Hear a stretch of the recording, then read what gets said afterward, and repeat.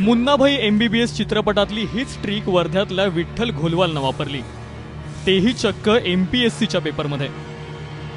Paper वर्ध्यात आणि सोडवला जात होता थेट औरंगाबादेतून।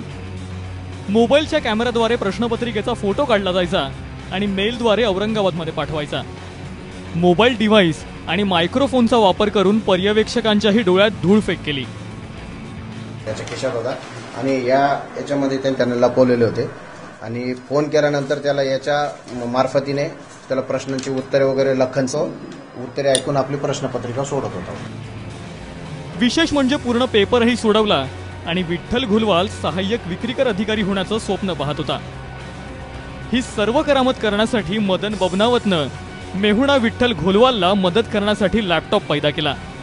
मात्र एक चूक केली आणि भांडाफोड झाला।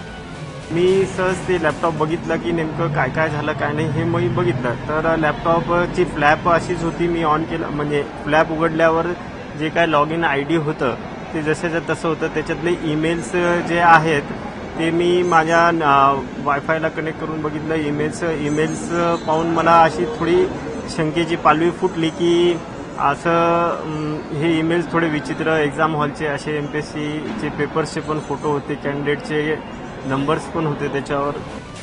आता मुन्नाभाई विठ्ठल घोलवाल आणि बमनावतसह आणखी तिघांना पोलिसांनी अटक केली आहे।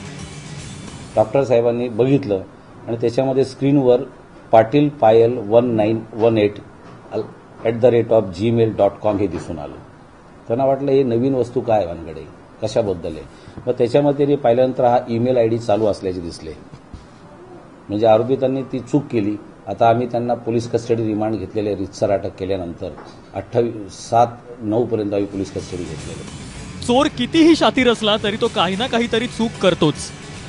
असंच या मुन्नाभाईच्या बाबतीतही घडलं। त्यामुळे सहाय्यक विक्रीकर अधिकाऱ्याच्या खुर्चीऐवजी जेलमध्ये कोठडी नशिबी आली आहे। कृष्णा केंडे, ABP माझा, औरंगाबाद।